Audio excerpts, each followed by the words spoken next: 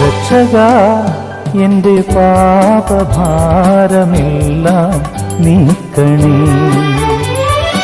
യേശുവേ എന്നും നീതിമാന്റെ മാർഗം നൽകണേ. രക്ഷകാ എന്റെ പാപഭാരമെല്ലാം നീക്കണേ. യേശുവേ എന്നും നീതിമാന്റെ മാർഗം നൽകണേ. ഇടയ വഴിയിൽ നീ